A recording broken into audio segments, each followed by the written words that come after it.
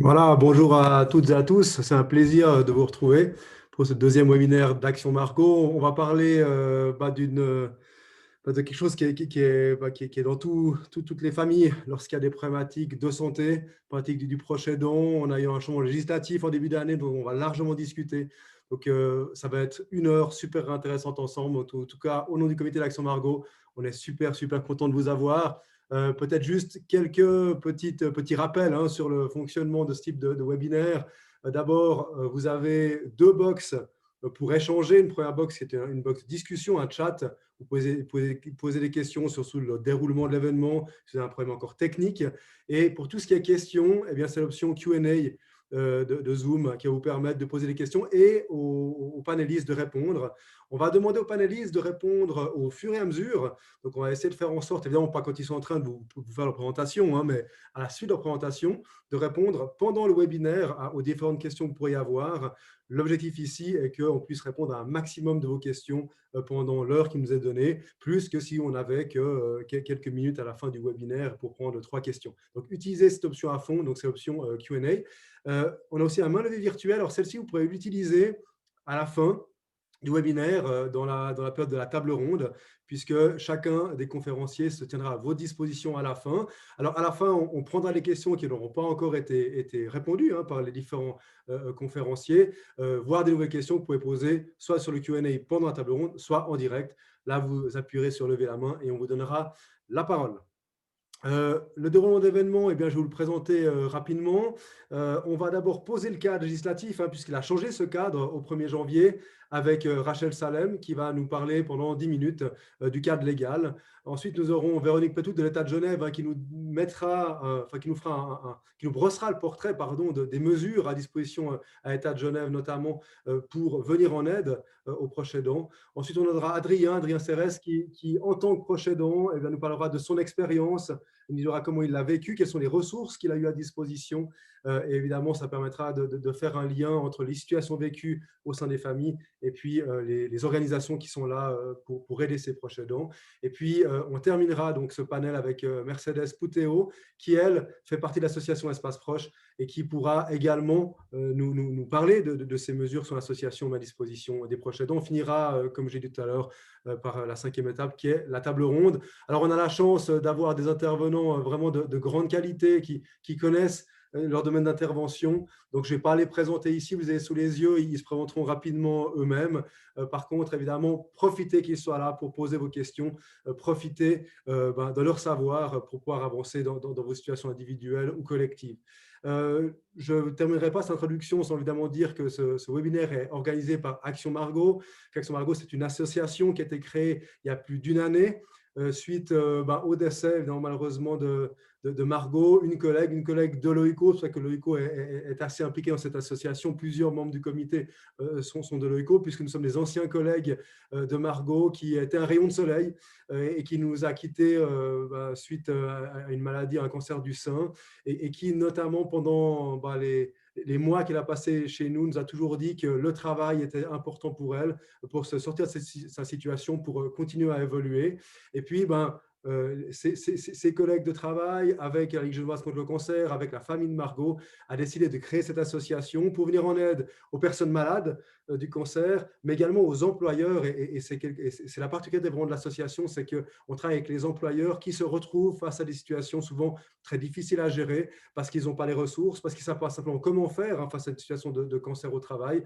Et donc, l'association soutient également les employeurs. Vous pouvez être membre de l'association à titre individuel ou en tant qu'employeur, évidemment. C'est des cotisations qui sont minimes, qui nous permettent de vous mettre en réseau. Et en tant que membre de l'association, pour les employeurs, vous avez à disposition toutes les ressources de l'association donc des gens qui vont vous soutenir dans la gestion des cas, et également soutenir des cas à titre individuel. Donc, vous pouvez aller voir tout ça sur le site d'Action Margot. On a également Marta Zenkuchova, qui est la secrétaire générale de l'association et puis qui est ici dans les panélistes, non pas pour prendre la parole aujourd'hui, mais pour répondre à vos questions sur l'association que vous pourriez avoir pendant le déroulement de ce webinaire. Je crois que j'ai tout dit.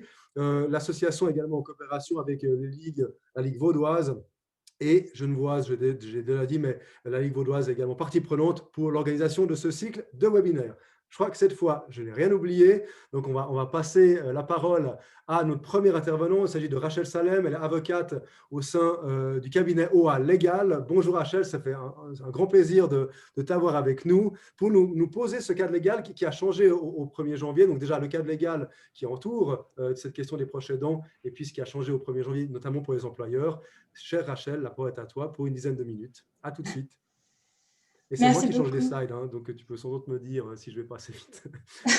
Parfait. Alors, je ne manquerai pas de dire bonjour à tous. Merci Christophe. Donc voilà, je suis avocate au sein de l'étude OA Légal, qui est une étude partenaire de l'association Action Margot. Personnellement, je suis en train de me spécialiser en droit du travail et aujourd'hui, on m'a demandé donc de vous expliquer les enjeux de la réforme législative sur l'amélioration de la conciliation entre activités professionnelles et prise en charge de proches. Et donc, pour ceci, je vous expliquerai tout d'abord rapidement le contexte de la réforme, puis ses points principaux en vous indiquant les nouveautés de cette révision par rapport à ce qui prévalait jusqu'à présent. Donc, slide suivante, Christophe, s'il te plaît, merci. Donc, tout d'abord, s'agissant du contexte de cette réforme, la révision de la loi fait suite à divers rapports commandés par le Conseil fédéral sur la situation des proches aidants en Suisse.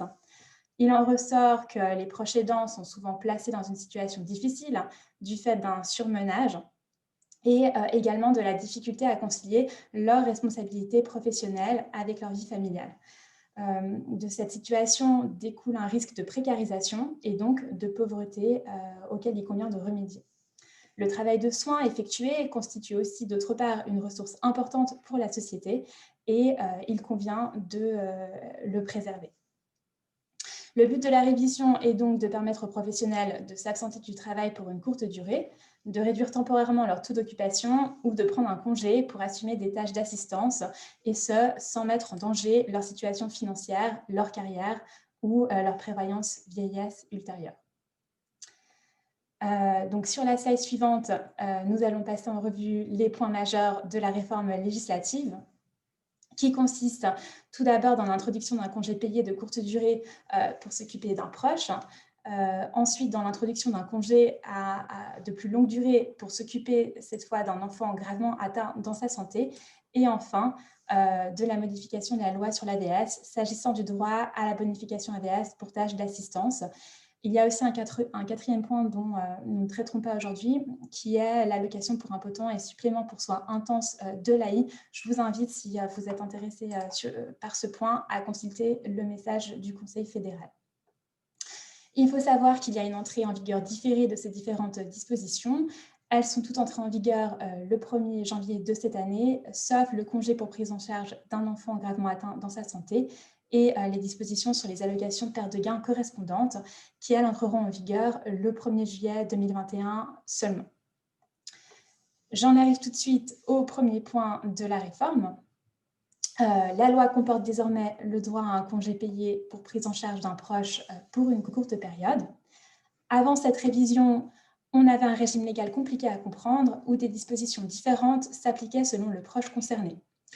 En résumé, il y avait un droit au congé pour prendre en charge un proche seulement en cas d'obligation légale d'entretien, donc seulement pour les enfants, le conjoint ou le partenaire enregistré, mais pas pour les autres catégories de proches.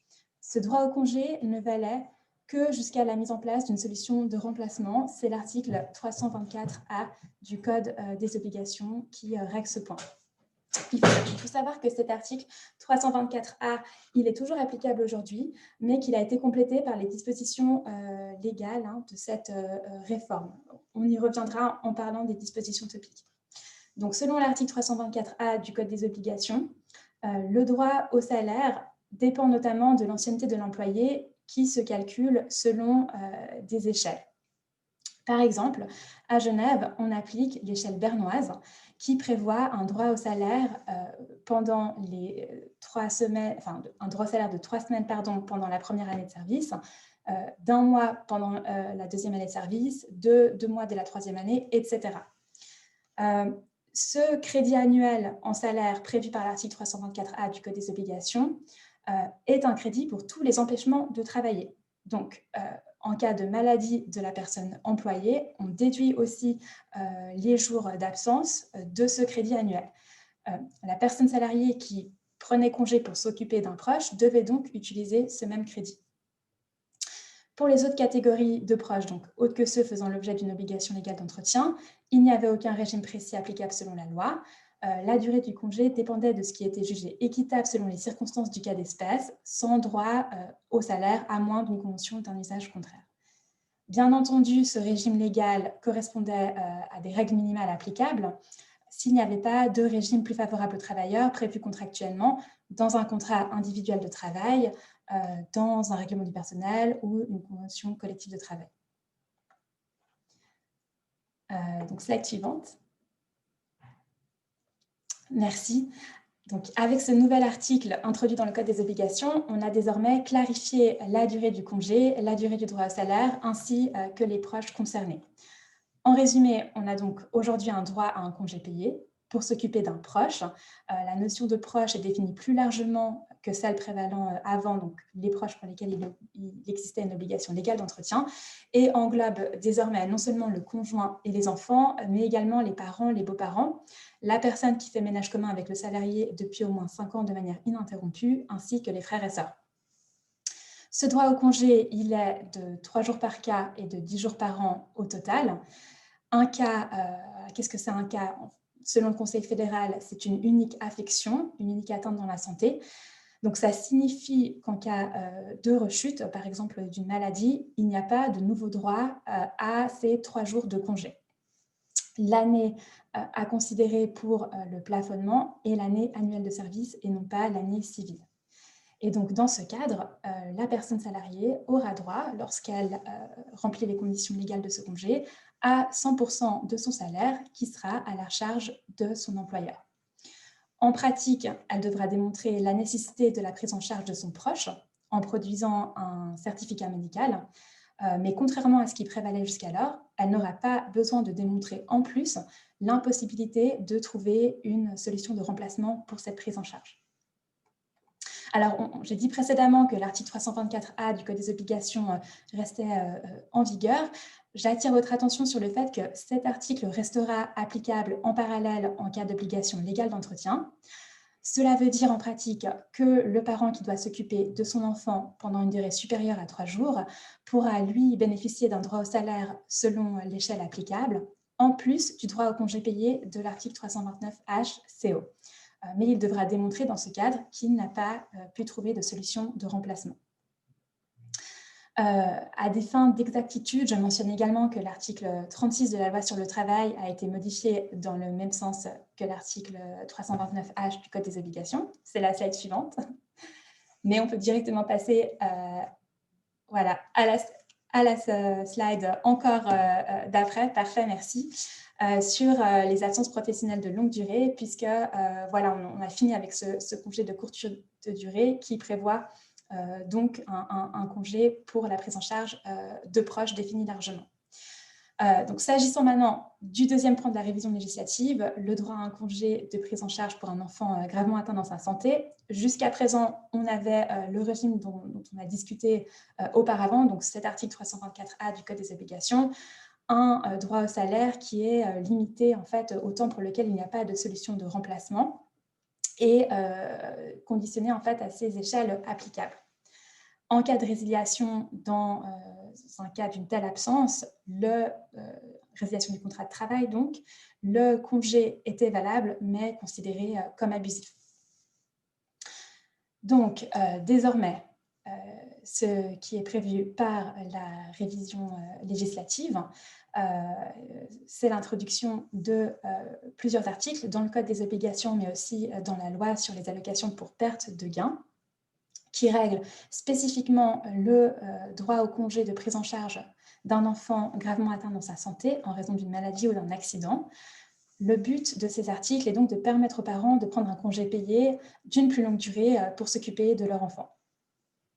L'atteinte à la santé dans ce cadre, elle doit être grave, ce qui se détermine selon le Conseil fédéral par les symptômes observés, mais aussi selon le niveau de prise en charge qui est nécessaire par les parents.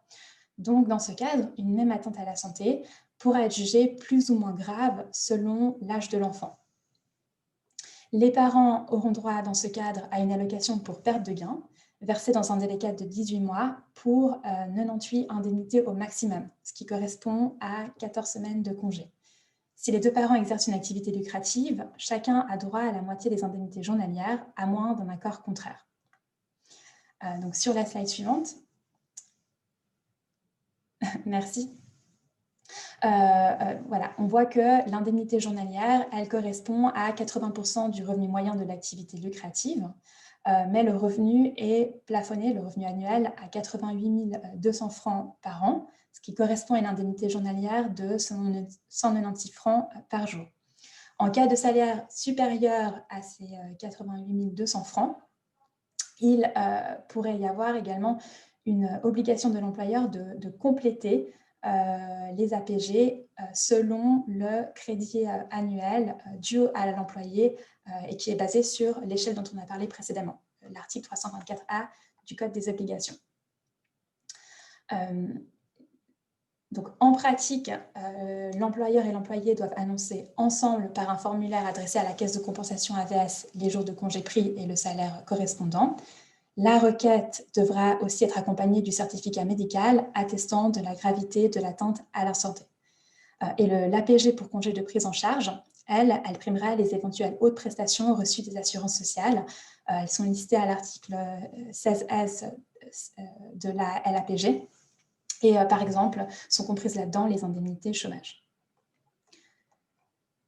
Donc, le pendant de ce régime en droit du travail, c'est le droit pour les parents de bénéficier d'un congé de maximum 14 semaines dans un délai cadre de 18 mois.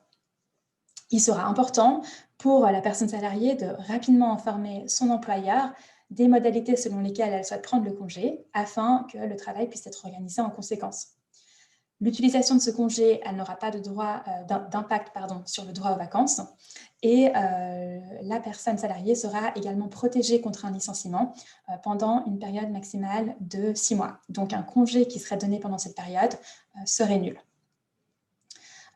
Enfin, ce congé de prise en charge pour un enfant gravement atteint dans sa santé ne prime pas le congé de prise en charge d'un proche, qui est la disposition dont on a parlé précédemment, mais s'additionne aux droits offerts par cette disposition. Donc, en pratique, il sera possible de prendre ces deux congés, l'un après l'autre. Généralement, ce qui devrait être fait en pratique, c'est que le salarié prendra un congé de prise en charge simple au début en faisant valoir ses droits liés à cet article 329I, le temps d'avoir une décision de la caisse AVS. Dernier point maintenant de cette révision législative, c'est la bonification de l'AVS pour tâches d'assistance qui est déjà entrée en vigueur depuis le 1er janvier de cette année. Cet article, donc, 29 septies LAVS a été modifié. Pour rappel, la bonification pour tâches d'assistance, elle permet de prendre en compte le travail de care effectué par un proche aidant dans le cadre de sa prévoyance professionnelle. Il s'agit en fait d'un revenu fictif qui correspond au triple du montant de la rente AVS minimale. Et ce revenu fictif est pris en compte lors du calcul de la rente AVS. Donc, ça peut avoir pour effet d'augmenter le montant de la rente AVS versée à l'assuré. Les assurés qui prennent en charge un parent bénéficiant d'une allocation pour impotence, de l'AVS, de l'AI, de l'assurance accident obligatoire ou de l'assurance militaire peuvent désormais bénéficier d'une bonification pour tâches d'assistance, quel que soit le degré de celle-ci. Et il est donc aujourd'hui possible de bénéficier de cette allocation si le degré d'impotence est faible, ce qui n'était pas le cas auparavant. La notion de parent a elle aussi été élargie, puisqu'il s'agit désormais également du partenaire avec lequel l'assuré fait ménage commun depuis au moins 5 ans sans interruption. C'est toujours les mêmes critères, on le voit par rapport aux autres dispositions qui ont été introduites. Et dans ce cadre-là, les caisses pourront demander le contrat de bail ou une attestation de domicile. Donc voilà, c'est important de penser à ces aspects-là. Le droit à la bonification pour tâches d'assistance ne se cumulera pas avec la bonification pour tâches éducatives dans le cadre de l'assistance à un enfant. Et puis, cette bonification sera partagée entre les conjoints pour les couples mariés ou partagée avec les autres personnes participant aux tâches d'assistance. Enfin, d'un point de vue pratique, et c'est peut-être ce qu'il faut retenir aujourd'hui, c'est que le proche aidant doit adresser sa demande de bonification chaque année à la caisse de compensation cantonale du domicile de la personne à laquelle les soins sont prodigués. Et puis, il y a une péremption du droit après 5 ans. Donc, il faut vraiment faire attention de respecter ces délais. Voilà, je crois que nous avons passé en revue les modifications principales de cette révision. En résumé, cette révision permet de clarifier le droit au congé payé pour la prise en charge d'un proche et d'instaurer un régime d'APG pour les parents d'un enfant gravement atteint dans sa santé, ainsi qu'un congé correspondant. Maintenant, on voit bien que cette révision ne vise pas les situations de longue durée et les situations malheureusement pérennes.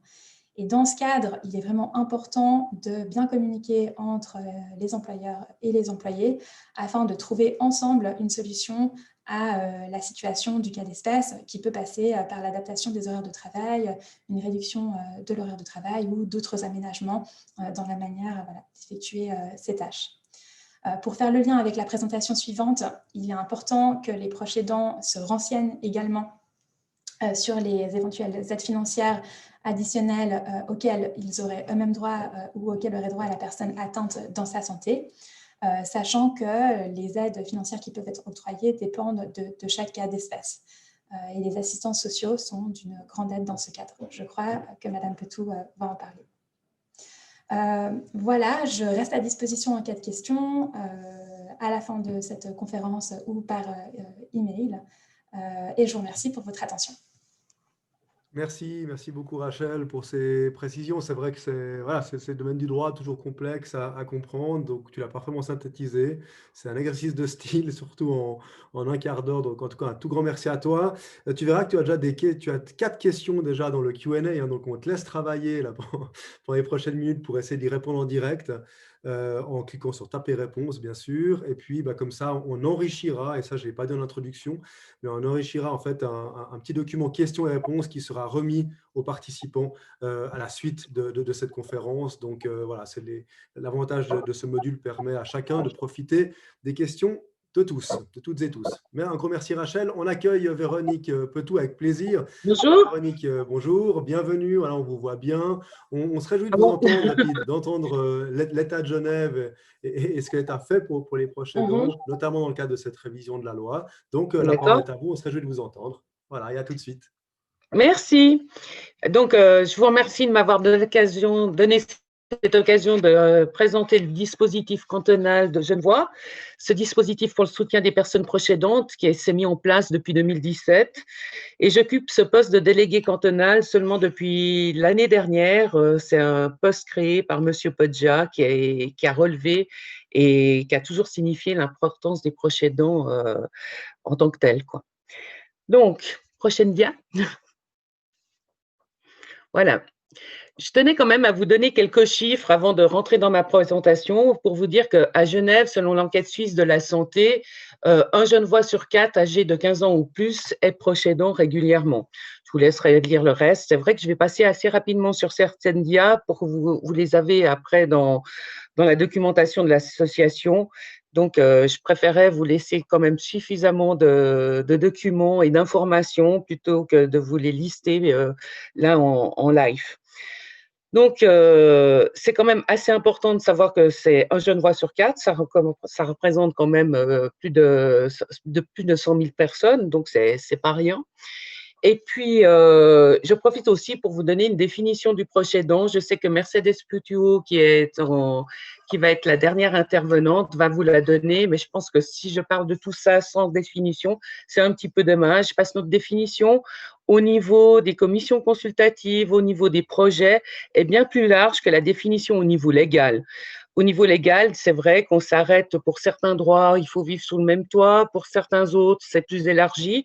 Mais nous, les proches aidants, on considère au niveau des associations, des institutions, des droits au répit, de tout ce qu'on propose, que les voisins, les amis sont aussi des proches aidants. Il n'y a pas besoin d'avoir un lien de parenté direct avec les personnes. Il suffit d'avoir un lien social suffisamment important et d'apporter une aide régulière à la personne. Voilà. Donc, je vais vous dire aussi quels ont été les besoins exprimés par les personnes proches aidantes durant toutes nos recherches et nos focus group. Après, les actions relatives qu'on a mis en place par rapport à ces besoins. La formation qui est assez novatrice et qui a eu un grand succès avant la crise du Covid-19 et qui repart gentiment. Et puis, en conclusion, quel est ce dispositif cantonal? Voilà, je vous laisse passer à la prochaine dia, Christophe. Merci. Alors voilà les 7 besoins principaux qui ont été relevés au niveau de la littérature mondiale et aussi au niveau des focus group qu'on a établis pour faire nos plans cantonaux et notre dispositif de formation. Alors je vais revenir sur chacun de ces points en mettant en parallèle les actions qui sont à disposition ou les soutiens qui existent à Genève. Prochaine dia, comme ça, ça c'est juste la dia résumée. Alors, ce besoin d'une meilleure coordination des acteurs, actuellement, vous avez tous entendu parler de mondossiermédical.ch qui évolue maintenant ça va s'appeler CARA, c'est fait avec plusieurs, en intercantonalité, du point de vue germanique, francophone et italiophone. Donc, on va passer de Mon dossier médical à CARA et on a inclus tout un projet aussi par rapport aux proches aidants et par rapport à la possibilité qu'il intervienne aussi dans ce dossier avec l'autorisation de la personne aidée. On a aussi actuellement un projet Corrigeria qui prend une grande amplitude et puis qui est destiné aux personnes vulnérables qui sont suivies aussi au niveau des soins à domicile où les proches aidants sont aussi très actifs et conviés dans ce projet Corrigeria. Si vous voulez plus de renseignements, il n'y a pas de problème, je suis à votre disposition par rapport à ces projets. Après, le deuxième besoin, c'était une meilleure aide financière et administrative. Alors, c'est vrai qu'il existe plutôt des aides financières indirectes pour les proches aidants actuellement. Le bénéficiaire des aides financières, c'est la personne aidée. Et la personne proche aidante, à part ce que vous a expliqué tout à l'heure Rachel Salem, il n'y a pas grand-chose à part ce que je vous ai mis dessous pour la personne. Le soutien financier est vraiment indirect pour la personne proche aidante. Par contre, l'aide administrative, comme elle a fait le lien avec ma présentation, il est vraiment important d'aller consulter les assistantes sociales des associations comme Prosenectute, Pro Infirmis, Caritas, le Centre social protestant et ou les assistants sociaux des communes, parce qu'il y a toujours des fonds privés, des choses auxquelles les personnes ont droit selon les situations ou selon leur lieu de résidence. Donc, il ne faut vraiment pas manquer d'aller voir une assistante sociale. Ça se fait en toute confidentialité.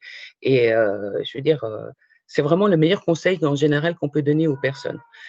Donc, le soutien financier direct au niveau de la commission consultative des proches aidants que je préside et où il y a environ 25 associations partenaires et institutions. On est en train d'étudier la déduction fiscale, un soutien financier direct comme une aide cantonale, mais pour l'instant, on est vraiment à l'étude et c'est assez compliqué parce qu'on doit changer des lois fédérales aussi, pas seulement des lois cantonales. Donc, je reviendrai vers vous quand j'aurai des bonnes nouvelles. Voilà. Prochaine dia. Voilà. Alors, une plus grande offre de répit. Alors, c'est vrai qu'actuellement, il y a des bons de respiration, il y a la suppléance parentale qui a été créée à grand effort qui est quelque chose qui marche bien, qui est fait par IMAD et subventionné aussi par la Direction générale de la santé, les ligues genevoises contre le cancer, il y a plein d'autres institutions, je n'ai pas voulu vous faire toute cette liste, ça dépend si la personne a un trouble psychique, un trouble physique ou un trouble mental. Ces répits à domicile sont proposés en fonction aussi de la pathologie ou des difficultés de la personne aidée. Mais ce qu'on est en train de travailler et qui a pris un petit peu de retard toujours, j'ai l'air de toujours m'excuser, mais à cause de la crise du Covid et de toute, maintenant, on est tous pris aussi par les plans de vaccination hein, au niveau de la Direction générale de la santé. Donc, on travaille sur la création d'une plateforme cantonale de relève à domicile avec toutes les associations non subventionnées, tout le bénévolat, les associations et les institutions subventionnées, et peut-être aussi un projet avec la protection civile pour pouvoir proposer aux proches aidants un répit à domicile pour la personne aidée 7 jours sur 7 et même qui pourrait se déclencher le matin pour l'après-midi. Donc, c'est quelque chose qu'on aimerait vraiment pouvoir mettre en place sur le deuxième semestre 2021, voire début 2022. Et c'est très attendu par beaucoup de proches aidants qui ont été un petit peu abandonnés pendant la crise sanitaire où les personnes ne pouvaient plus aller en foyer de jour, les enfants avec des handicaps mentaux ne pouvaient plus aller en atelier, etc., par risque de contamination. Donc, cette plateforme cantonale, je pense que ce sera une bonne réponse pour pouvoir faire du répit à domicile. Donc, le répit hors domicile, ben voilà, c'est toutes ces choses qui ont fermé pendant la crise sanitaire, ces foyers de jour, des foyers de nuit. Il y a des accueils temporaires de répit, des accueils temporaires médicalisés, la maison de Tara pour les soins palliatifs, il y a encore plein d'autres choses. Hein. Il y a aussi des répits qui sont des séjours de vacances et pour les personnes qui sont aussi atteintes d'Alzheimer, mais qui peuvent aller accompagnées de leurs proches, des camps de vacances très larges pour différents types de handicaps. La Nouvelle Roseraie aussi qui propose des séjours de vacances thématiques, mais c'est vrai que tous ces séjours de vacances sont plutôt axés seniors, alors que le proche aidant, je veux dire, peut s'occuper aussi d'enfants, de conjoints, etc., qui ne sont pas en âge AVS. Voilà. Il y a encore des choses à développer. Prochaine dia. Encore un autre besoin, une meilleure conciliation entre l'activité professionnelle et la prise en charge d'un proche. Donc, je pense que je ne vais pas revenir sur tout ce qu'a bien développé, bien précisé Rachel auparavant. J'ai remis juste quelques points parce que ça fait aussi partie des choses auxquelles nous avons beaucoup acté au niveau de Travail Santé Suisse, au niveau de l'Office fédéral de la santé publique pour que ces nouvelles dispositions se mettent en place. Donc, si vous avez des questions, comme Rachel, je suis à disposition, pas seulement pendant cette présentation, mais aussi après, vous aurez toutes mes coordonnées. Après, le 5e besoin, c'était le besoin de soutien psychologique. Donc là, au niveau psychologique, il y a des groupes de parole qui sont quand même très actifs dans plusieurs grandes communes, pratiquement des communes-villes. Mais il y a aussi d'autres offres que je pourrais, si vous avez des besoins, plus vous spécifier. Mais par contre, tous ces cafés proches aidants, ces rencontres entre aidants, tout ça, actuellement, ont lieu par Zoom parce qu'il n'y a pas d'autre solution, mais ça marche quand même très bien. Ils ont 15 à 20 participants avec un système Zoom et puis des personnes qui ont même plus de 70 ans qui font ces moments, comme on fait ce moment de webinaire, mais qui font des échanges et qui disent les uns et les autres où ils en sont par rapport à leur prise en charge et leurs difficultés. Prochaine dia. Alors, un besoin de reconnaissance sociale. Alors, ce que nous avons pu mettre en place l'année dernière, c'est une carte de légitimation, une carte d'urgence. Et puis là, je peux aussi vous fournir les flyers et cette petite carte qui se détache du flyer. Elle doit vraiment permettre au service d'urgence d'identifier une personne proche aidante en difficulté qui est en charge d'une personne aidée qui dépend d'elle. Donc, cette carte nous permet de contacter une personne relais qui serait capable de prendre en charge cette personne et puis d'éviter une rupture dans la prise en charge des soins à domicile. Donc, ça veut dire qu'une personne proche aidante qui tout d'un coup se fait renverser, c'est peut-être pas un bon exemple, mais bon, un accident sur la voie publique et arrive aux urgences, elle présente cette carte de proche aidant, elle dit « Je suis le proche aidant de Madame Untel qui est coincée à la maison, j'ai juste été faire des courses ». Les infirmières de liaison aux urgences s'occuperont de voir comment aller éviter toute rupture, envoyer quelqu'un à domicile et puis mettre en place quelque chose pour cette personne aidée. Voilà. Le besoin d'information et de formation, alors c'est peut-être le plus grand besoin des proches aidants. Peut-être je n'aurais pas dû le mettre en place 7, mais ça me permet de bien faire la présentation et de terminer sur beaucoup d'informations. On a créé en 2017 une centrale téléphonique qui est une permanence et puis qui est gratuite. C'est des infirmières qui répondent. Suivant les jours, c'est Prosénic Touté, c'est l'association Alzheimer, c'est IMAD, c'est la Croix-Rouge genevoise, mais ils répondent pas en tant qu'association, mais en tant que ligne téléphonique pour les proches aidants. Et ils vous donnent vraiment tous les conseils sur les répits qui existent, comment faire certaines choses, à qui s'adresser, etc. Donc, cette permanence est ouverte du lundi au vendredi, de 9h à midi, de 14h à 17h, et a franchement un franc succès. Et je pense que c'est aussi bien, les proches aidants souvent ont aussi besoin d'abord décrire leur situation avant qu'on s'aperçoive de quel soutien ils ont besoin. Donc après, au niveau information, il y a des flyers que j'ai mis là-dessous, qui sont des flyers qui expliquent les soutiens financiers, la formation des proches aidants et les structures de répit.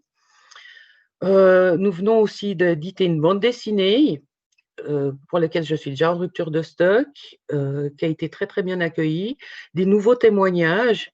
Là, je vous parlerai tout à l'heure du test mini-Zarit. C'est important qu'un proche aidant puisse voir un petit peu son degré d'épuisement et puis peut-être faire un peu de prévention et demander du soutien avant un épuisement total.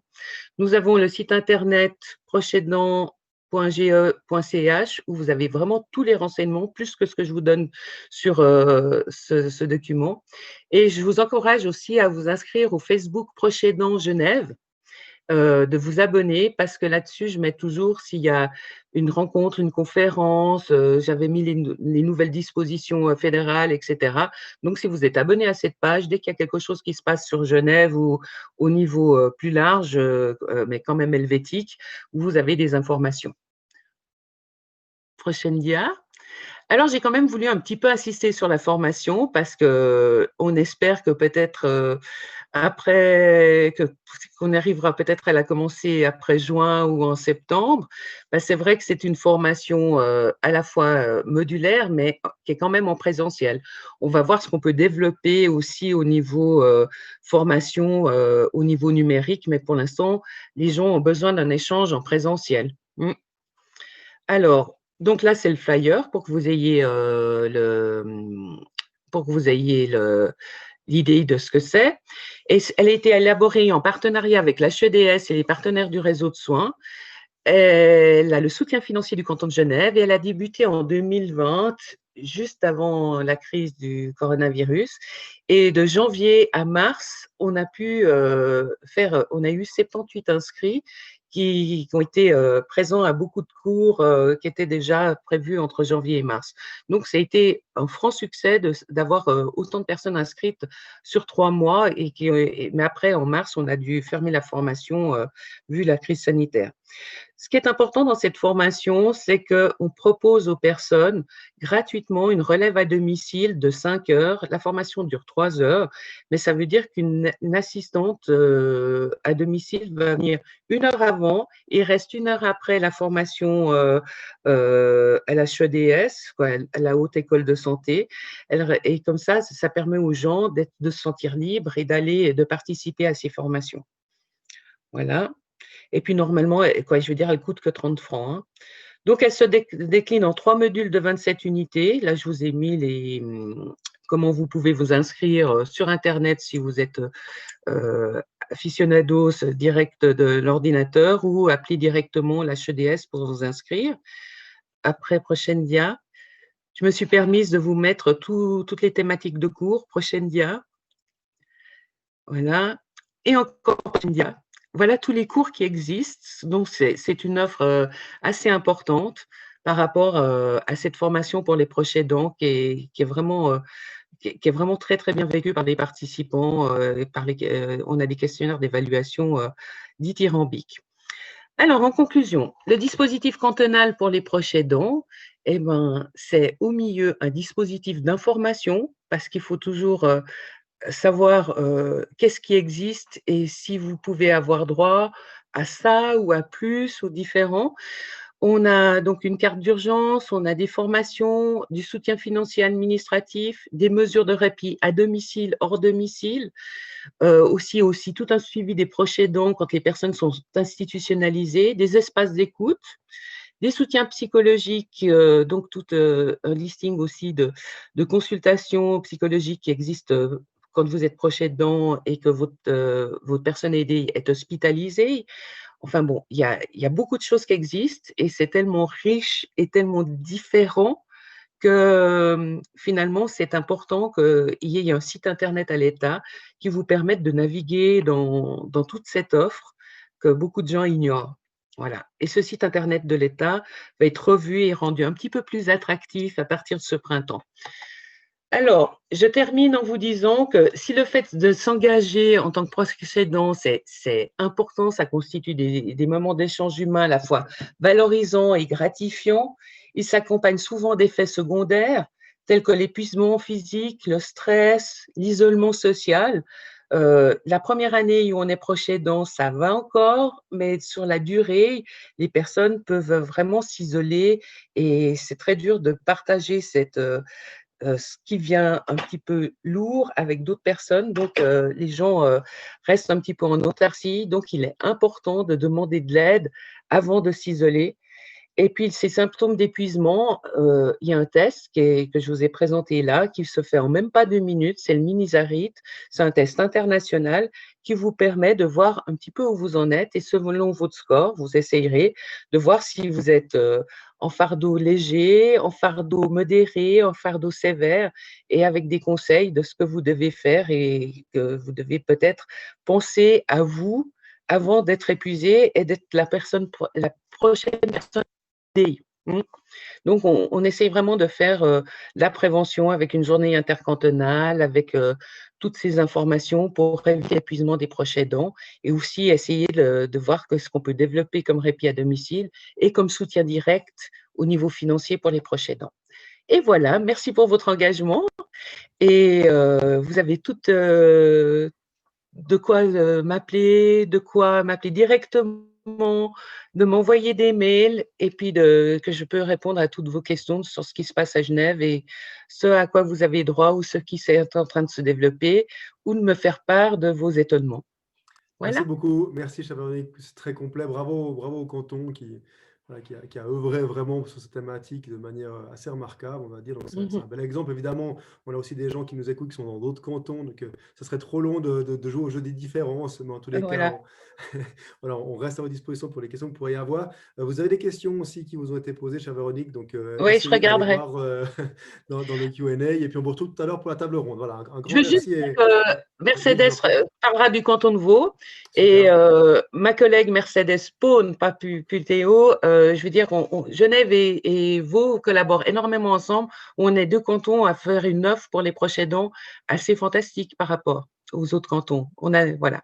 Merci. Magnifique, merci. On a traversé la Versoix pour une fois, c'est bien, super. Euh, on va passer la parole maintenant à, hop là, j'ai été trop vite, voilà, très bien, à Adrien Serres. On a beaucoup parlé des proches aidants. Action Margot, on aime bien évidemment à voir un petit peu ce qui se passe sur le terrain. Parce que d'abord, c'est une expérience de vie. Et puis, Adrien, si tu es d'accord de nous partager sur les quelques minutes qui suivent ton expérience de proche aidant, c'est hyper précieux. En tout cas, un tout grand merci d'avance pour ton témoignage et bienvenue. Merci Christophe. Merci pour cette opportunité de pouvoir partager mon expérience. Je crois que depuis que je suis dans cette situation, maintenant ça fait un peu plus de 10 ans, c'est la première fois que j'ai l'occasion de raconter mon parcours à un public un peu large comme aujourd'hui. Donc merci pour cette opportunité. Je me présente brièvement. Donc, je m'appelle Adrien Serre, j'ai 40 ans. Je suis marié à Sophie qui a 38 ans, depuis maintenant 12 ans. Et on se connaît depuis un peu plus de 20 ans maintenant. Je vais, en quelques mots brièvement, vous présenter, vous raconter notre parcours. Et puis ensuite, je m'appesantirai peut-être un peu plus longuement sur les aspects liés à mon travail et puis comment j'ai pu gérer ou en tout cas adapter cette situation de proche aidant à mon parcours professionnel. En quelques mots, donc 1 an après notre mariage, il y a donc maintenant presque 12 ans, Sophie, on a appris que Sophie était malade, un cancer à un stade avancé. Et donc, évidemment, c'était une étape assez, comme pour tout le monde, très difficile et puis importante, une étape clé, je dirais, dans tout le parcours qu'on a eu depuis.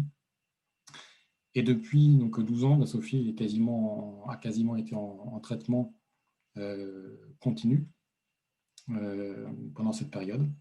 Et depuis un mois, la situation a encore un peu plus évolué, puisque avant Noël, on est passé dans le stade des soins palliatifs, donc, qui est évidemment encore une autre étape particulièrement compliquée, et que je vis actuellement, vraiment, voilà, on est en plein dedans, à domicile, bon, principalement à domicile.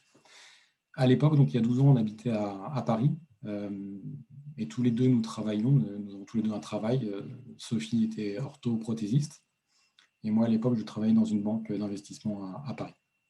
Sophie donc, a dû arrêter malheureusement mettre en pause son travail, puisque les chirurgies et puis traitements n'étaient pas compatibles avec son activité qui était assez physique par ailleurs.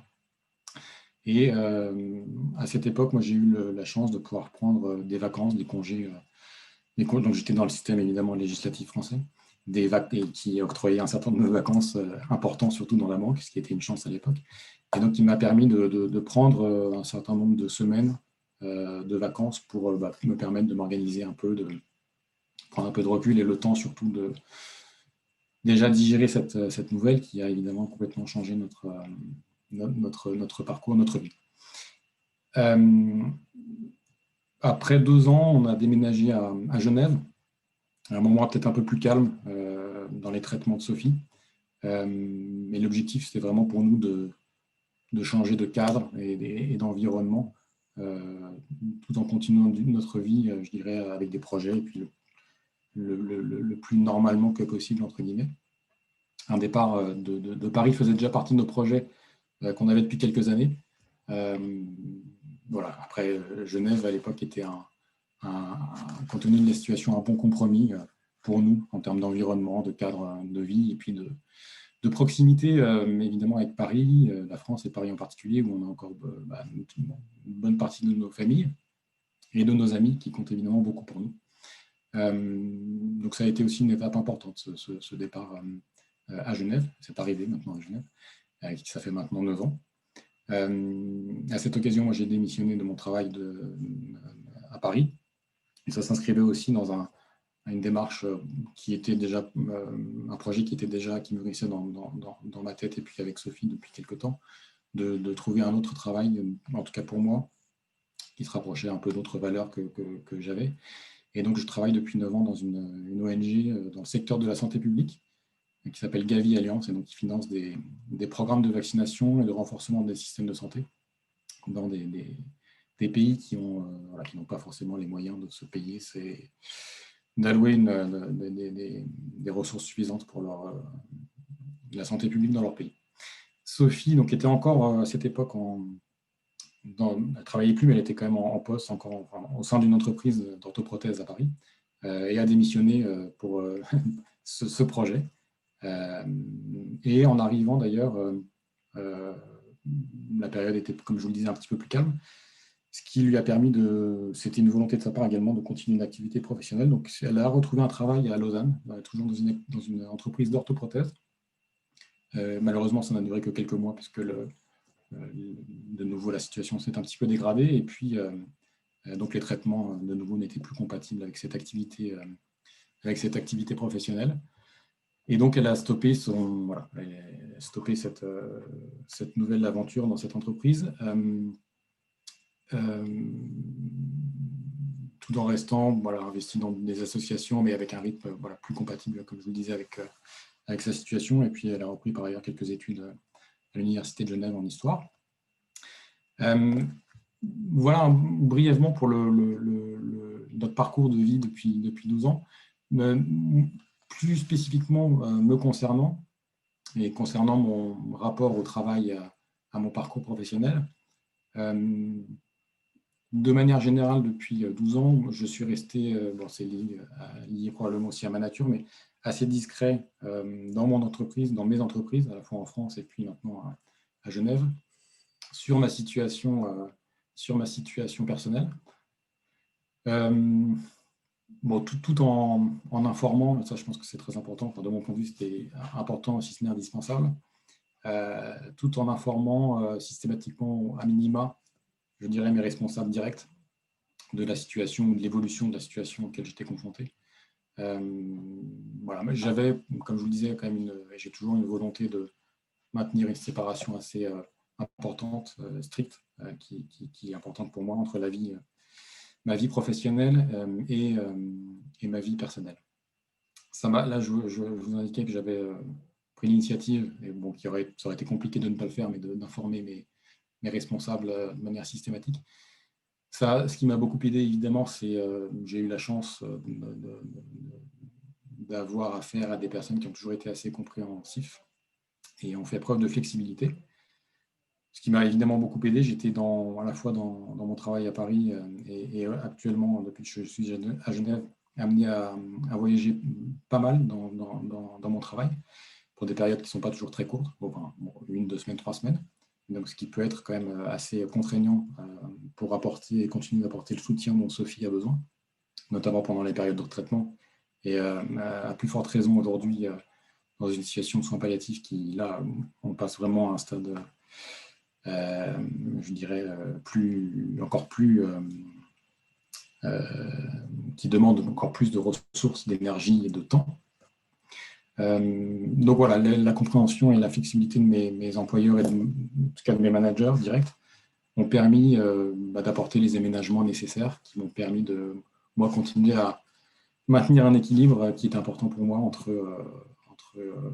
ma situation personnelle et puis mon travail. D'un point de vue très personnel, le travail, moi, est évidemment un pilier extrêmement important de mon équilibre personnel, mais ça n'a jamais été, et c'est peut-être une chance, en tout cas, c'est comme ça que je le prends pour ma situation personnelle, ça n'a jamais été ma priorité numéro 1 dans ma vie, globalement, et ça a toujours été ma vie personnelle, même avant qu'on ait à faire face à cette situation avec Sophie. Et donc, voilà, c'est évidemment un aspect essentiel, et je m'appuie beaucoup dessus, mais ma priorité reste toujours ma vie en dehors. Est-ce que cette situation a été pour moi un frein ou a été une contrainte dans mon évolution professionnelle? C'est difficile à dire, peut-être. C'est possible. Bon, je n'aurai jamais la réponse. C'est sûr qu'à Genève, depuis maintenant une dizaine d'années, on a trouvé un équilibre qui nous correspond et qui nous satisfait, et à la fois pour Sophie et pour moi, et moi à titre plus personnel avec mon travail, puisque ce travail qui a, comme je vous le disais, je travaille dans une ONG dans le monde du développement, donc il y a aussi un sens important pour moi dans ce que j'apporte dans mon travail et dans ce que je peux également y retrouver.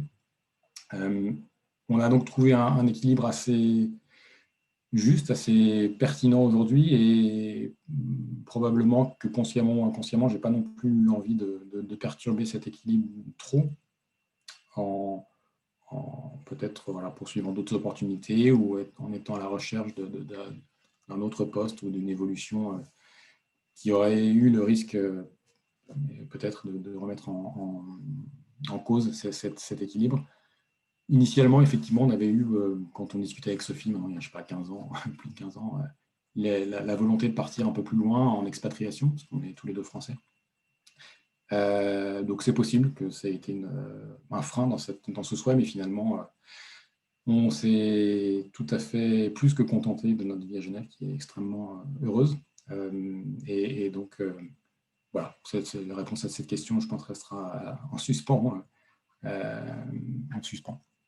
Mon travail m'a également aidé à titre personnel c'était lié, je pense, à la nature de mon travail qui m'a amené à beaucoup voyager, rencontrer à la fois dans mon travail, encore une fois, à Paris et puis ici, rencontrer beaucoup de mondes d'horizons différents, de cultures, de contextes très différents.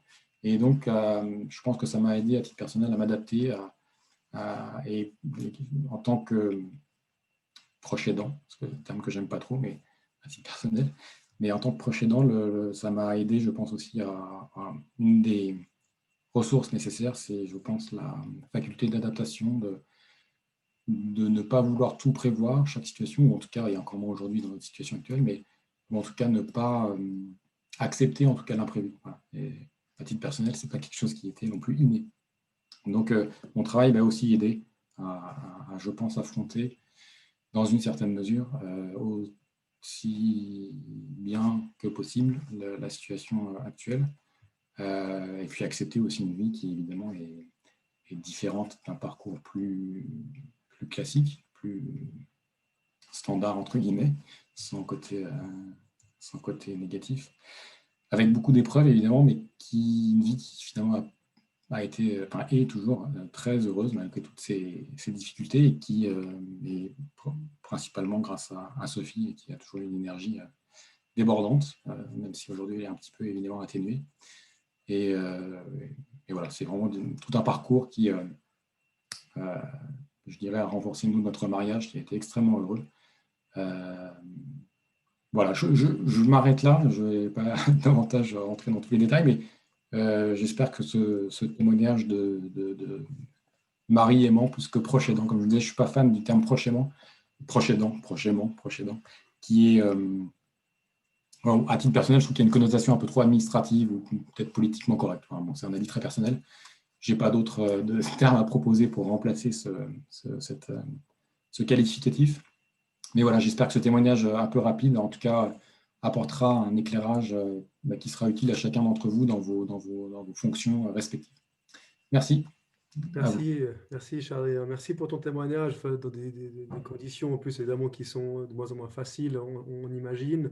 Ça permet aussi de voir que derrière les chiffres, derrière les processus administratifs qu'on a mentionnés, évidemment, il y a des situations. Moi, j'aime bien le terme de proche aimant, quoi. Je pense qu'on peut le garder. Il est excellent selon moi. Et puis, on se retrouve tout à l'heure. Il y a une question en tout cas qui est venue pour toi. Et puis, on pourra aussi peut-être la prendre sur la table ronde tout à l'heure. En tout cas, un grand merci.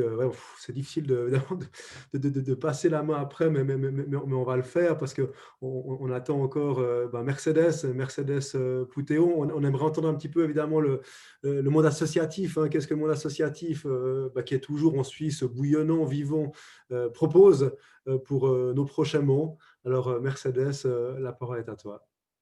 Oui, merci beaucoup. Alors, que rajouter après le témoignage d'Adrien et puis aussi après la présentation de Véronique Petou qui a vraiment montré tout le panel d'offres qui existent actuellement pour les proches aidants. Et puis, comme elle a très justement dit, le canton de Vaud et Genève, les deux cantons, travaillent vraiment aussi en très bonne étroite collaboration.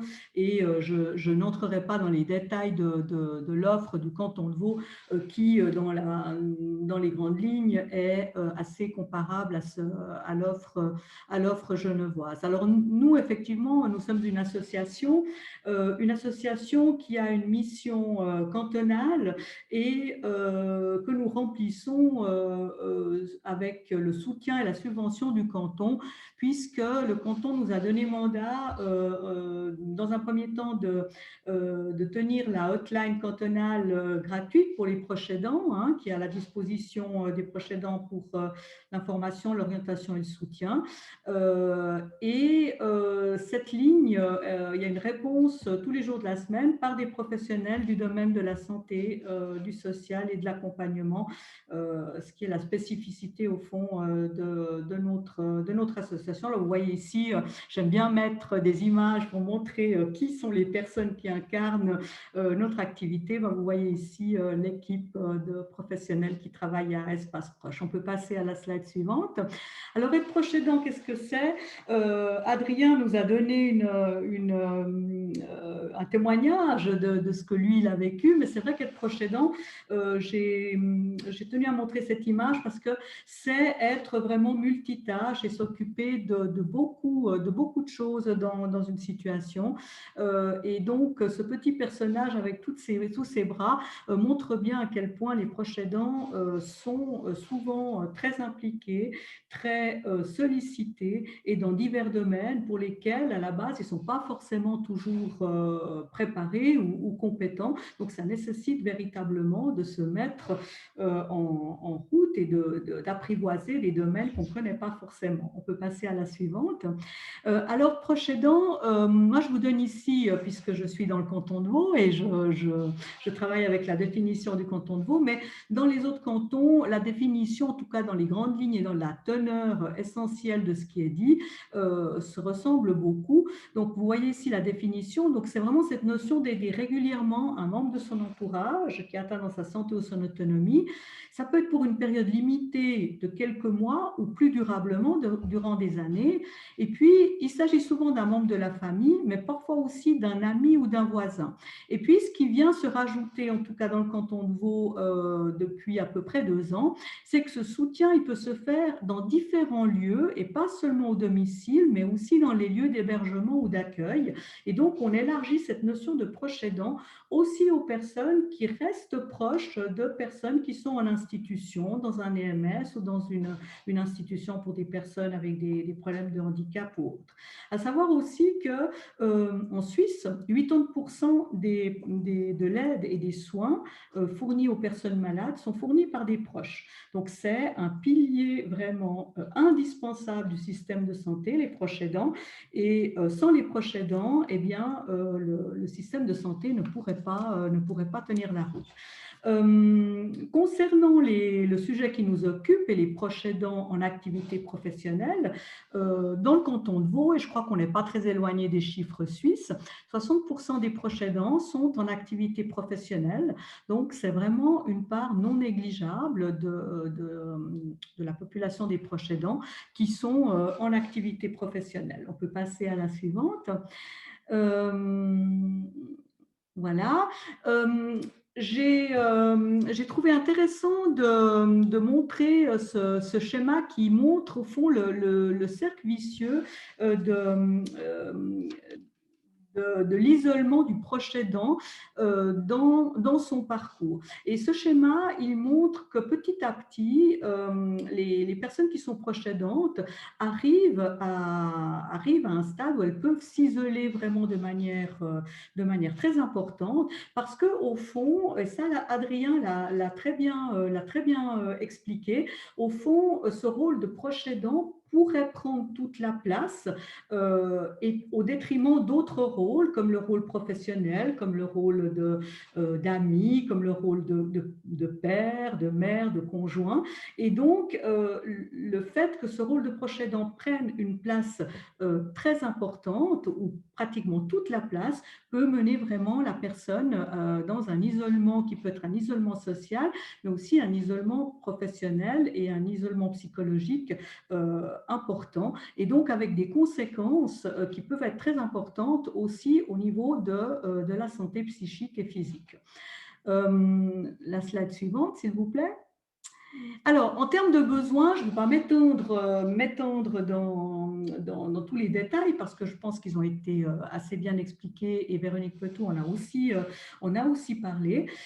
Mais ces besoins, ils sont de différents ordres et il n'y a pas seulement un besoin d'aide ou de relève, mais il y a aussi d'autres besoins qui sont importants, tels que celui de prendre soin de sa propre santé, ne pas s'oublier soi-même dans le soin à sa santé. Le besoin aussi de sens et de reconnaissance. Et ça, je l'ai aussi entendu dans le témoignage d'Adrien, mais on l'entend aussi beaucoup dans les témoignages des proches que nous rencontrons. C'est être reconnu dans ce que je fais, dans ce rôle de proche aidant, et pas seulement parce qu'on m'octroie des aides ou que je peux solliciter telle ou telle aide, mais parce que ce que je fais a du sens, et a du sens pour moi et a du sens pour la personne que j'aide. Donc ça, c'est vraiment quelque chose d'important. L'anticipation des situations d'urgence, ça a été évoqué au travers de la carte d'urgence. Et puis, le besoin de temps pour soi et pour d'autres engagements. Alors là, on en vient je rejoins cette idée d'équilibre, hein, de toujours garder un équilibre entre mon rôle de proche aidant et puis peut-être mon activité professionnelle, mais pas seulement, aussi ma vie privée, mes loisirs, ce que j'aime faire, ce qui a du sens pour moi. Et ça, c'est quelque chose d'important. La gestion des émotions, c'est aussi quelque chose qui a beaucoup d'importance, notamment en termes de trouver un équilibre dans ce que je vis, dans les émotions que je ressens et comment je peux aussi être en tant que proche aidant dans quelque chose qui me permet de prendre de la distance et de gérer la situation, comment elle se passe et comment elle évolue avec les moments de crise, mais les moments qui vont mieux aussi, et trouver des ressources pour trouver aussi du plaisir dans la vie avec mon proche aidé. Donc voilà, on peut passer à la suivante. Je crois que c'est la dernière. Ah oui, voilà. Alors, par rapport aux possibilités d'aide et de soutien, je ne vais pas m'étaler là-dessus parce que ça a été très bien évoqué aussi par Véronique Petou. Mais ce que j'aimerais dire en conclusion, c'est que cette notion de proche aidant, ce rôle, il est très particulier parce que c'est d'abord pas un rôle qu'on endosse parce qu'on le choisit. Souvent, il vient parce qu'il est là, parce que quelqu'un de proche qui nous est cher a un problème de santé. Et ce rôle, ça touche à l'intime, ça touche vraiment à des choses qui sont très personnelles, ça touche au lien intime avec une autre personne. Et donc, c'est d'autant plus difficile peut-être parfois d'en parler. Et puis surtout, dans le cadre du proche aidant qui est en activité professionnelle, et ça, Adrien l'a aussi dit, beaucoup de proches aidants ont de la peine à parler de la situation à leur employeur parce que d'une part, c'est quelque chose qui leur paraît faire partie de leur intimité, mais aussi parce qu'ils ont aussi des craintes par rapport à l'avenir et comment je vais pouvoir continuer dans mon emploi si je m'absente trop souvent. Est-ce que ça ne va pas me péjorer par rapport à un avancement professionnel ou autre? Et beaucoup de proches aidants estiment que c'est encore un tabou et nous sommes amenés très souvent dans notre association à accompagner des proches à préparer un entretien avec leur employeur pour pouvoir poser les choses et puis trouver aussi du soutien auprès de l'employeur. Et ce qu'on constate aussi, c'est que ces démarches-là, une fois faites, eh bien, comme ça a été dit, beaucoup d'employeurs sont ouverts à proposer des solutions et des aménagements du temps de travail avant même que la loi qui va entrer en vigueur ou qui est entrée en vigueur soit effective. Donc, on trouve dans le dialogue aussi des solutions avec les employeurs et ça, c'est aussi important de le nommer. Donc voilà, je m'arrêterai là parce que je vois que le temps file. Notre association on est à disposition parce que je sais qu'il y a aussi des gens d'autres cantons que Genève qui écoutent, donc ne pas hésiter. Puis on a un site internet aussi, espaceproche.ch, donc on peut nous trouver et nous contacter si besoin. Voilà. Merci beaucoup, merci Mercedes pour le témoignage. Puis bravo pour l'engagement associatif que tu as, que vous avez avec l'équipe, là, c'est vraiment magnifique. On souligne assez rarement ou pas suffisamment, je trouve, l'engagement associatif qui est hyper fort en Suisse, dans plein de domaines d'ailleurs, et dans celui-là aujourd'hui en particulier. Donc bravo pour tout ça. Et on se réjouit de t'entendre sur la table ronde. On va y venir à cette table ronde. Alors on remet les bonnes pratiques ici, hein, donc vous pouvez continuer à poser vos questions dans le Q&A. Il y a déjà 13 questions qui ont été résolues. On a encore 5 ouvertes, mais dont une que Adrien voudrait prendre en direct. Donc, c'est déjà magnifique. Il y a déjà un recueil de réponses. Donc, un grand merci aux panélistes. Et puis, si vous voulez intervenir en direct ou peut-être compléter une des questions que vous avez posées dans le Q&A, vous pouvez lever la main et puis on activera votre micro. Voilà, alors je vais demander aux panélistes maintenant de la table ronde. Donc, je vais arrêter le partage pour que vous puissiez les voir. Je vais demander d'activer si ce n'est leur micro, mais en tout cas leur caméra, pour que je me sente moins seul autour de ma table virtuelle. Voilà. Voilà, bienvenue, un grand merci. Donc on a Adrien, Véronique, Rachel et Mercedes. On a aussi Martha qui est là, puis qui pourra répondre aux questions. Donc Martha qui est la secrétaire générale de Action Margot et qui pourra répondre aux questions liées à l'association s'il y en a. Moi j'avais une première question avant de prendre une ou deux questions là, du Q&A liée à cette nouvelle loi. Alors peut-être je vais la poser aux praticiennes, Véronique, Mercedes, mais plutôt, mais est-ce qu'elle est suffisante, cette nouvelle loi, finalement? Évidemment, hein, question un petit peu polémique, mais Véronique peut-être d'abord, et puis après peut-être Mercedes sur le terrain de l'associatif. Bon, ce qui est bien, c'est dispositions légales. Comme je vous disais, on a beaucoup travaillé avec Travail Suisse et puis l'OFSP et puis le Conseil fédéral pour que ça apparaisse. Mais par contre, c'est quand même encore limité à certaines situations. Je veux dire, le grand progrès a été quand même sur la reconnaissance par rapport aux enfants malades ou accidentés. Ça a été attendu depuis des années. Mais c'est vrai que déjà, pour certaines, la définition légale est quand même beaucoup plus restrictive que la définition dont Mercedes et moi vous avons parlé, où on élargit aux amis, aux voisins, où on va plus loin que les liens de parenté ou de partenariat. Alors, il y a encore beaucoup de choses à faire. Et puis, pour l'instant, c'est quand même le soutien financier direct aux proches aidants est loin d'être résolu, quoi. Je veux dire, mais de toute façon, je pense qu'on n'arrivera jamais à un cas de figure où on va rémunérer le travail du proche aidant. C'est à l'encontre même de sa définition. On fait ça par besoin social, par loyauté familiale, par plein de choses.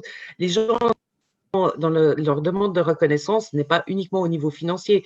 Ils veulent ne pas avoir de perte de gain, mais ils ne veulent pas forcément être payés pour agir à ce niveau-là. Donc, et puis du moment qu'on est payé pour s'occuper d'une personne, on n'est plus un bénévole ou un proche aidant, on est un employé de la santé. Je pense que Mercedes veut aussi réagir. Merci, ouais, Mercedes. Oui, alors tout à fait, moi je vais dans le même sens que Véronique. En fait, l'essence même du proche aidant, c'est d'être bénévole hein, et volontaire. Alors après, le mot volontaire, il ne prend pas la même connotation pour tous les proches aidants, mais néanmoins, ça reste un engagement volontaire. J'ai envie de dire par rapport, est-ce suffisant? Non, mais en même temps, c'est déjà un très grand pas parce que moi, je me souviens de la journée des proches aidants de 2018 où nous avions dans le canton de Vaud un représentant de l'OFSP qui nous disait mais il ne faut pas vous attendre à une prise en compte au niveau fédéral de cette question des proches aidants avant bien des années. Et puis du coup, là maintenant, on a quand même une loi. Donc, je pense que c'est un premier pas. Et ce qui est très important, c'est qu'au niveau fédéral, on a reconnu que ces proches aidants existent et qu'ils ont besoin, d'être soutenus et accompagnés dans leur engagement. Ça, c'est extrêmement important. Après, moi, je pense que les fameux 3 jours par cas, ça, c'est vraiment très insuffisant parce que quand on entend la situation d'Adrien, mais les situations de problématiques oncologiques, on voit bien que de plus en plus, ces situations, elles durent très longtemps. Hein, on est vraiment… Alors, les spécialistes parlent de chronicité des situations oncologiques. J'aime pas trop ce terme, c'est un peu froid, mais néanmoins, il s'agit bien de ça. On est avec des situations où il y a des moments où ça va mieux, donc le proche aidant est moins impliqué. Après, il y a de nouveau un moment où ça va moins bien, donc le proche aidant est à nouveau plus sollicité et ça peut durer pendant des années et 3 jours par cas. En plus, c'est une rechute du même cas, donc on ne peut même pas reprendre un nouveau cas. Donc là, on est vraiment, vraiment extrêmement, c'est très, très limité, c'est très insuffisant. Mais je pense que la loi est une chose, elle peut être améliorée, mais je pense que vraiment les employeurs et beaucoup d'employeurs sont prêts à faire des efforts. Dans certaines institutions, organisations, entreprises, les équipes sont aussi parfois très solidaires et soudées. Alors, évidemment, c'est pas toujours facile, mais je pense que c'est aussi bien de compter aussi sur la bonne volonté de l'employeur, des collègues, pour mettre en place quelque chose qui puisse tenir la route et qui puisse comme ça voilà, permettre le meilleur accompagnement possible. Mais c'est vrai que ça nécessite de revoir aussi ses projets de vie et puis ses aspirations, comme l'a très bien dit Adrien. Donc, voilà. Merci beaucoup. Merci. Je ne sais pas si Adrien, toi qui as vécu un autre système, évidemment, est-ce que tu veux réagir là-dessus ou pas te faire d'ennemis de la Confédération helvétique? Je ne sais pas. Vas-y, je ne sais pas si tu veux réagir là-dessus. Bon, comme je disais, moi je travaille aujourd'hui dans une ONG qui a un statut un peu particulier d'organisation internationale et donc qui n'est pas... Bon, là j'écoutais, effectivement c'était très intéressant et très encourageant de voir cette évolution réglementaire. Et malheureusement ça ne s'applique pas à ma situation spécifique. J'aurais un peu de mal à me prononcer sur ce sujet. C'est vrai qu'en France, bon, moi j'ai eu, dans mon emploi actuel, en gros, pour être très clair, j'ai le droit à 5 jours par an pour aider. D'accord. Intéressant. C'est d'ailleurs, ça fait la transition avec la question d'après, hein, qui était pour toi de Samuel. Selon vous, est-ce que l'entreprise de Sophie aurait peut-être pu faire plus pour la maintenir en emploi? Est-ce que ça aurait été souhaité, bénéfique? C'est juste pour ouvrir en fait la thématique peut-être de l'engagement des entreprises dans ces situations et de nouveau peut-être se poser la question, est-ce qu'elle est suffisante ou comment est-ce qu'on peut pousser à l'améliorer? Toi, déjà, ta perception là-dessus? Très bonne question, difficile à dire, parce que ne connaissant pas et n'étant pas autant au fait que Rachel des subtilités réglementaires et législatives, je ne sais pas. Je ne sais pas. En revanche, on ne sait pas davantage poser la question dans la mesure où il s'avérait à ce moment-là que Sophie ne pourrait plus continuer du tout. Elle pouvait plus. C'était pas une question de dire, ok, je pourrais avec un poste adapté, mais d'accord.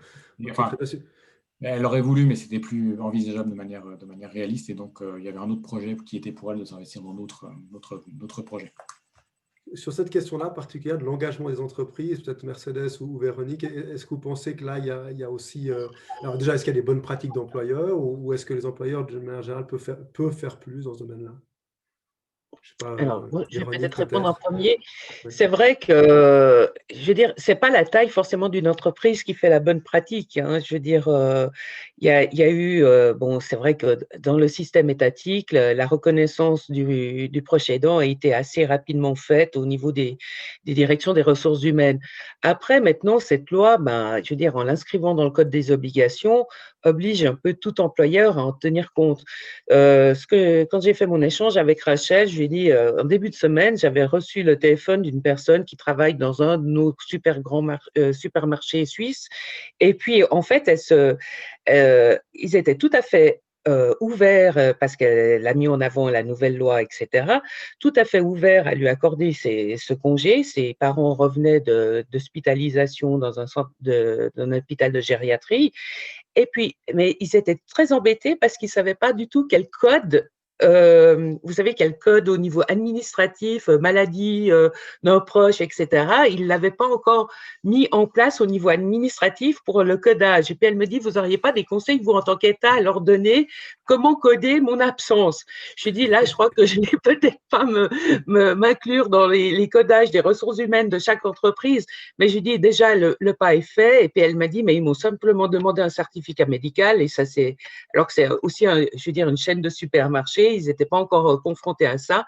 Et voilà, donc je pense, comme disait Mercedes, je veux dire que la personne, c'est dur d'aller demander quelque chose aux ressources humaines, d'expliquer son cas, mais les gens sont dans les ressources humaines, je veux dire, il y a quand même le mot humain malgré tout, quoi. Je veux dire, donc oui, et le fait qu'il y a cette loi, je veux dire, les personnes, elle m'a même dit qu'elle avait téléphoné au syndicat UNIA, puis il disait, écoutez, je ne sais pas qu'est-ce qu'ils doivent faire, je ne sais pas du tout s'il faut un certificat médical, etc.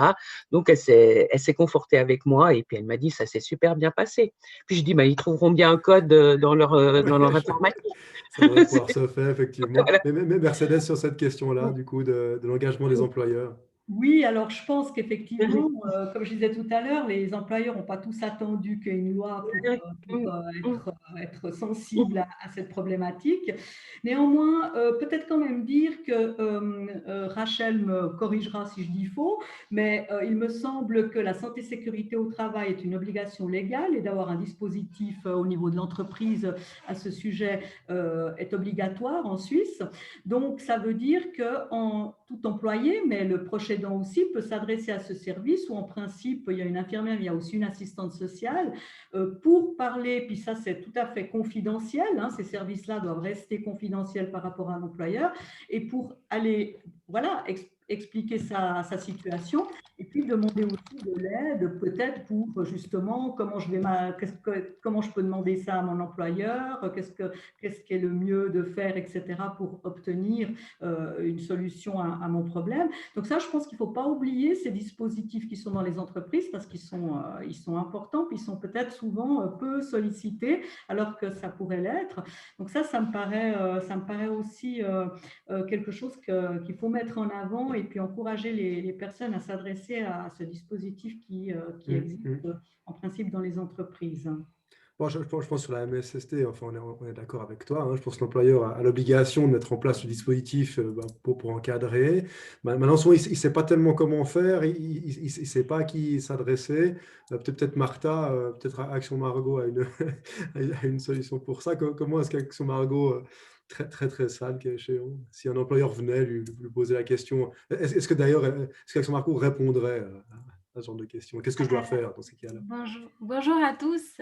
Oui, Action Margot, c'est notre mission de justement soutenir toute personne ou toute organisation qui fait face, qui côtoie le cancer dans un certain cadre. Et donc, nous, ce qu'on fait, on se base, on compte sur nos experts qui font soit partie de notre comité, soit qui sont nos partenaires tels que OA Légal. Et puis, c'est avec eux qu'on gère justement les cas qui sont concrets et qui sont souvent très divers. D'accord, donc ça serait le cas échéant, l'employeur s'adresse à Action Margot, et puis OA Légal en pro bono, ou bien Humanize, qui est spécialisé en santé et sécurité au travail, donnerait du temps pour ça, pour aider l'employeur. D'accord, ok, ouais, c'est bien compris, bien noté pour les employeurs qui nous écoutent, il faut devenir membre d'Action Margot, c'était ça, Martin, le message qu'il veut faire passer. Excellent, merci beaucoup. Je ne sais pas si vous avez, vous, une petite remarque conclusive, Mercedes, Véronique, Adrien, Rachel. Alors Rachel, on t'a pas tellement entendu sur la table ronde, mais on t'a tellement fait travailler sur les questions à résoudre que finalement, tu as largement apporté ton apport à tout ça. On a dépassé le temps largement. Je suis désolé auprès des participants qui nous écoutent, mais il y a peu de gens qui sont partis. Donc, c'est aussi l'avantage de la table ronde en virtuel, c'est que si vous voulez partir, pas comme une conférence, vous pouvez le faire tranquillement sans que tout le monde vous voit. Donc, voilà, j'ai passé le temps, vous pouvez le faire si jamais, partir, pas de souci. Est-ce que vous voulez peut-être un petit mot sur cette thématique des proches aidants que vous voudriez que nos participants gardent de ce que vous avez dit aujourd'hui ou de ce qui a été dit aujourd'hui? Évidemment, je vous prends un petit peu à froid, là, donc si quelqu'un a une idée, peut-être lever la main physiquement ou virtuellement, et puis je vous donne la parole. Je ne sais pas, Rachel, tu as l'air de pigner de la tête. Simplement par rapport à déjà voilà, tout ce qui a été dit, et c'était la conclusion de ma présentation, mais j'ai vu qu'il y avait également des questions dans ce sens en ligne.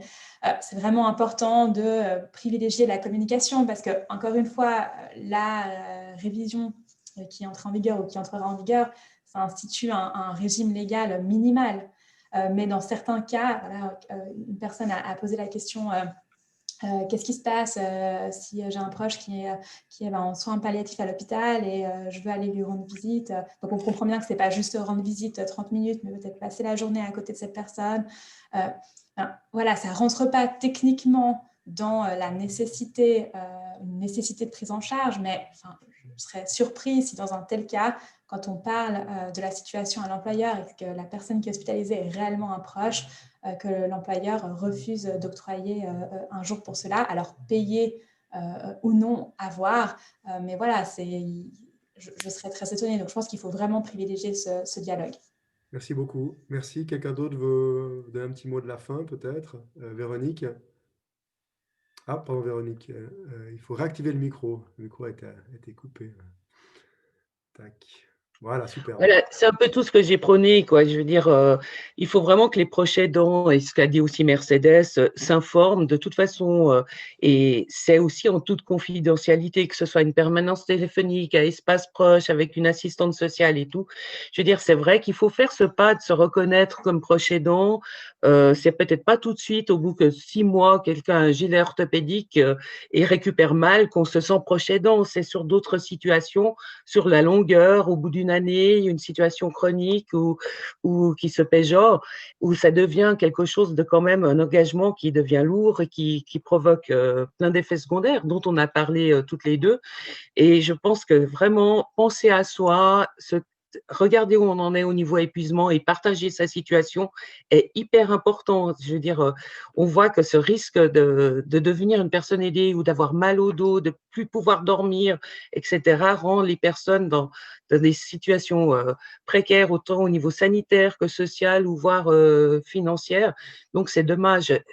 Ouvrez la cage aux oiseaux, allez en parler ailleurs pour pouvoir voir ce qui existe pour vous et dans votre situation particulière de proche aidant. On Merci est tous là beaucoup. pour ça au niveau institutionnel, associatif, étatique. Il y a plein de choses qui existent. Voilà. Merci. Mercedes, un mot? Alors, je crois que Véronique a pratiquement tout dit. Non. Oh, il n'y a pas de problème, vous avez déjà beaucoup parlé. Hein. Voilà.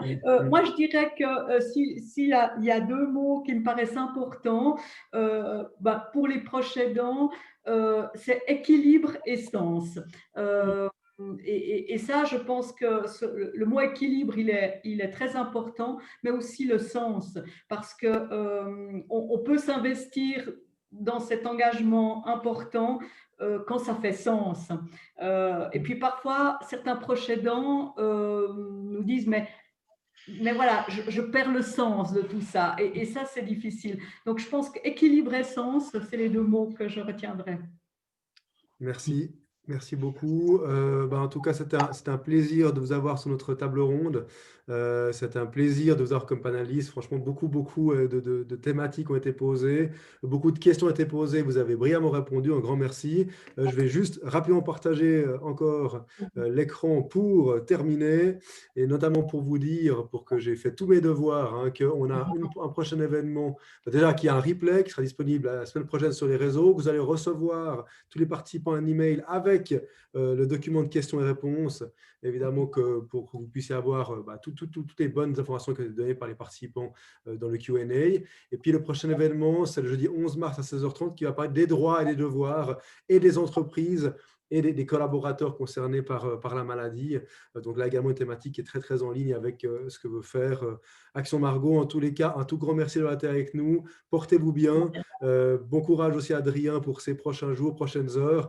Et puis à tout bientôt sur les réseaux et avec Action Margot. À bientôt. Merci à toutes et à tous. Au revoir. Au revoir. Merci.